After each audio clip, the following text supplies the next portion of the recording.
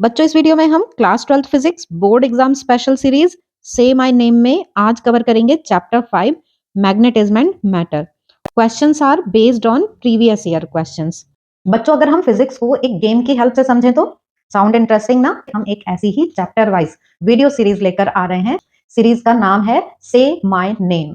बच्चों exam oriented physics notes formula sheets जो मैंने खुद सैमसंग टैब पर लिखे हैं आपको पीडीएफ फॉर्मेट में मिल सकते हैं। ये नोट्स एनसीईआरटी पर बेस्ड हैं और साथ में एसएल अरोरा गूगल इनकी भी हेल्प ली गई है। शुरू करते हैं क्वेश्चन नंबर 1 से। यहाँ पर आपको ये 3 इमेजेस दिखाई गई हैं। आपको आइडेंटिफाई करना है types of magnetic materials represented in the following figures based on the behaviour of magnetic field lines. तो अब आपको यहाँ पर ये फिगर 1, फिगर 2, फिगर 3 दिखाई दे रही है। तो आपको बताना है कि ये कौन से मैग्नेटिक मटेरियल्स रिप्रेजेंट किए गए हैं इन डायग्राम से। तो चलिए देखते हैं इसका आंसर। इस फिगर 1 में ये दूर हट जा रही हैं, ये सब्सटेंस से दूर हट जा रही हैं, मींस रिपेल हो जा रही हैं।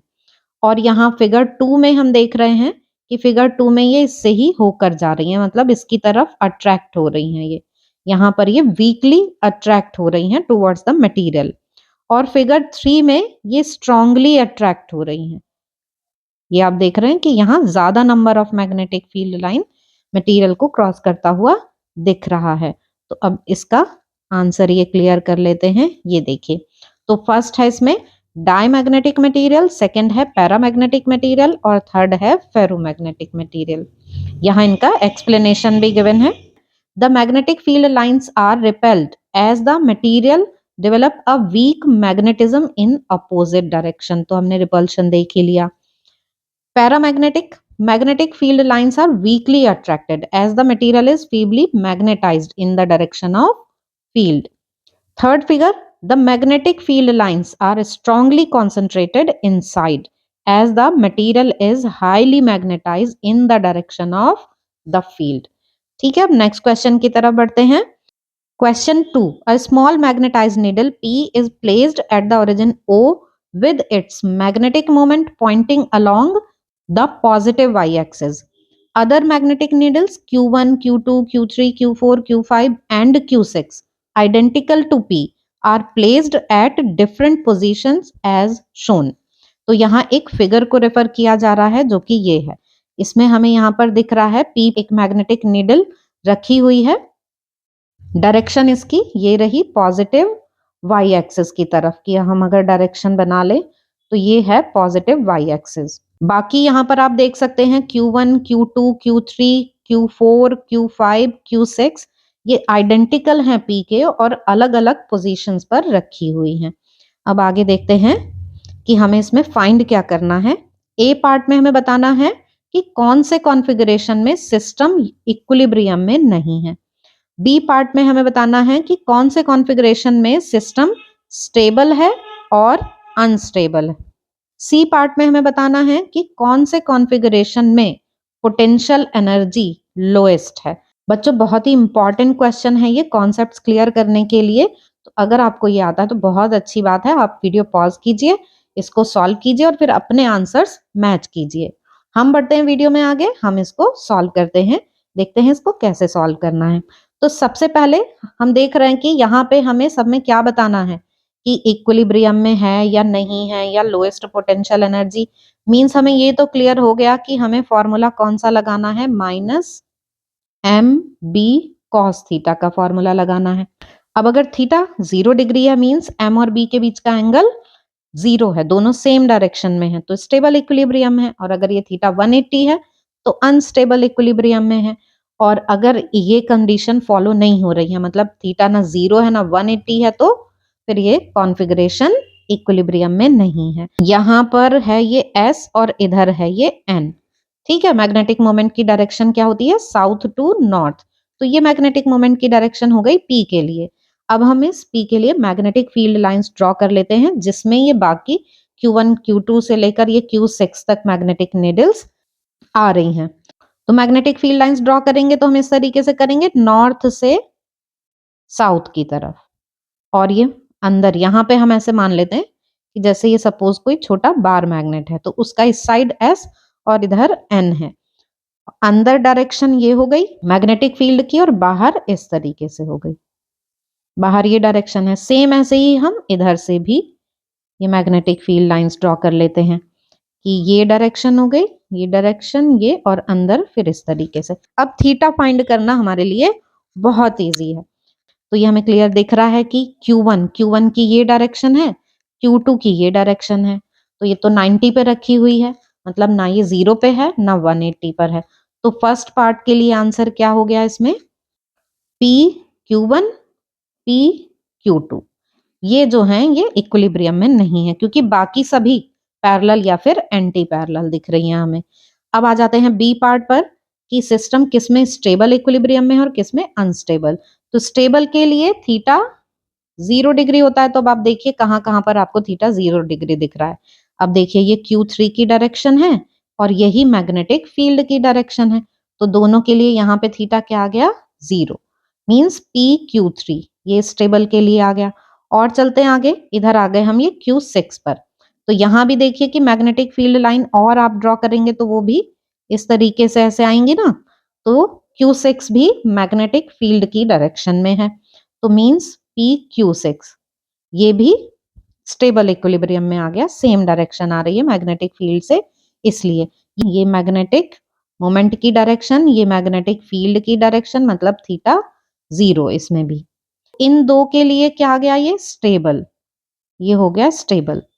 Q4 की डायरेक्शन हम देखें कि जैसे और ये मैग्नेटिक फील्ड लाइंस हम ड्रॉ करेंगे तो ये ऐसे जाएंगी ना, तो अपोजिट डायरेक्शन है। तो Q4 के लिए थीटा 180 डिग्री। सेम ऐसे ही Q5 में देख रहे हैं कि ये डायरेक्शन है और इधर मैग्नेटिक फील्ड की ये डायरेक्शन है, तो यहाँ भी थीटा 180 डिग्री। तो ये दोनों Q5 Q4 ये आ गए हैं अनस्टेबल के लिए। तो PQ3 PQ6 वो तो हम स्टेबल में लिख दें। आप इसका भी प्रॉपर सॉल्यूशन भी देखेंगे कि इसको लिखना कैसे है, वो भी आपको भी सब दिख जाएगा।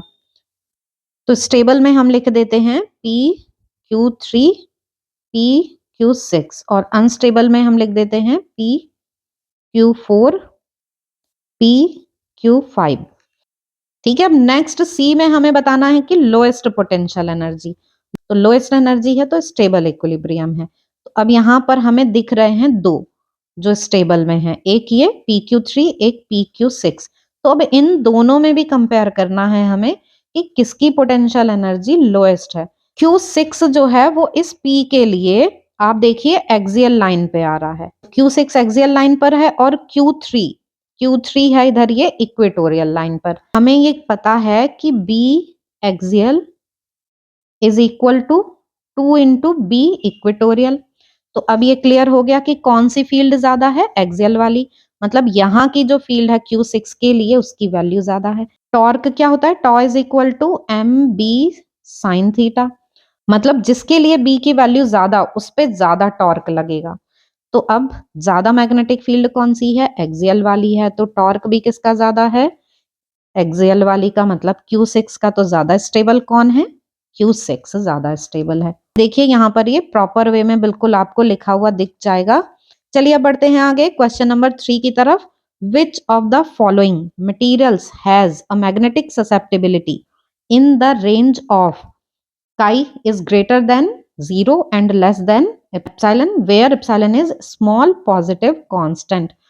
बच्चों ससेप्टेबिलिटी आपको पता है, susceptibility tells us how easily a material gets magnetized when a magnetic field is applied. मतलब किसी सब्सटेंस को मैग्नेटिक फील्ड में रखा तो मटेरियल कितना मैग्नेट बना, यही ससेप्टेबिलिटी है।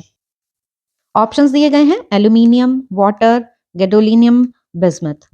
तो इनमें से कौन सा करेक्ट ऑप्शन है बताइए आप। चलिए देखते हैं अब इसका आंसर। करेक्ट ऑप्शन है एल्यूमिनियम और ये एक पैरामैग्नेटिक सब्सटेंस है। पैरामैग्नेटिक सब्सटेंस की ससेप्टेबिलिटी स्मॉल एंड पॉजिटिव होती है। हाँ, वाटर एंड बिस्मथ ये है डायमैग्नेटिक मटेरियल और गैडोलियम ये है ferromagnetic material.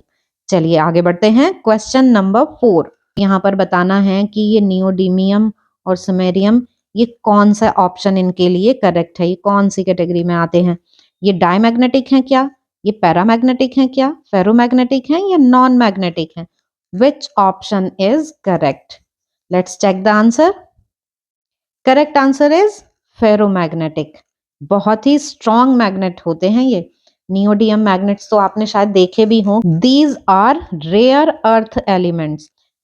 These materials have very high magnetic susceptibility and can retain strong magnetization even after the external field is removed. चलिए आगे बढ़ते हैं। Move to the next question. Question number 5. Name the material which is pushed out, repelled when placed in a uniform magnetic field. ये तो आपके लिए बहुत ही easy होने वाला है। So what is your answer?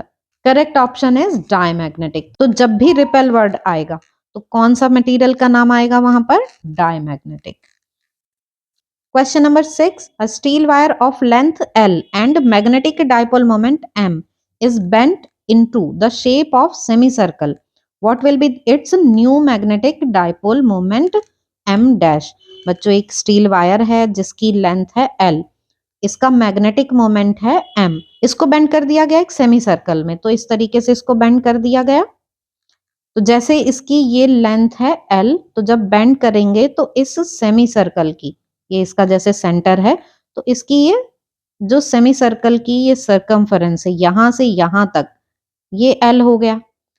तो यहां पर हमें पता है मैग्नेटिक मोमेंट का फॉर्मूला होता है m is equal to m into l. Small m है यहाँ पर magnetic dipole strength, pole strength है ये। Here l is equal to pi r, क्योंकि पूरे सर्कल की सर्कमफरेंस होती है 2 पाई आर, अब सेमी सर्कल है तो ये पाई आर हो गई। इससे हमारे पास r आ गया l अपॉन पाई, ये r की वैल्यू आ गई। अब हम निकालेंगे सेमी सर्कल के लिए m डैश, तो m डैश भी यही हो गया m इंटू 2r। l की वैल्यू अब कितनी हो गई? यहां से यहां तक ये वैल्यू हो गई 2r, 2 बाहर और mr। अब r की वैल्यू रख देते हैं यहाँ पे 2m, r क्या है? l upon pi. अब देखिए ये ml, ये ml क्या है? जो पहले था इसका मैग्नेटिक मोमेंट रॉड का जो था, स्टील रॉड का, तो 2m अपॉन पाई। तो m डैश कितना आ गया? नया मैग्नेटिक मोमेंट आ गया 2m अपॉन पाई। अब हम चेक कर सकते हैं ऑप्शन। तो करेक्ट ऑप्शन कौन सा है यहाँ पर? बी ऑप्शन करेक्ट है। 2m upon pi is the correct answer. Now jump to the next question. Question number 7. Which orientation of magnetic dipole in a uniform magnetic field correspond to its stable equilibrium? Let's see the answer. Angle theta 0 होना चाहिए। ये angle theta किसके बीच में होता है? m और b के बीच में एंगल। फॉर्मूला क्या है? स्टेबल इक्विलिब्रियम मतलब लोएस्ट एनर्जी, तो means u is equal to minus M B cos 0 degree. तो उस केस में u की वैल्यू लोएस्ट होती है माइनस एम बी, और ये कंडीशन है स्टेबल इक्विलिब्रियम की। चलिए बढ़ते हैं आगे। Question number 8.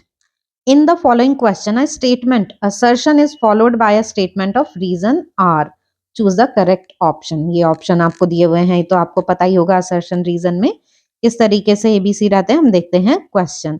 assertion है the magnetic susceptibility chi of a diamagnetic substance is small and negative. Reason क्या है? Diamagnetic substances when placed in an external magnetic field develop a weak magnetization in the direction of applied field.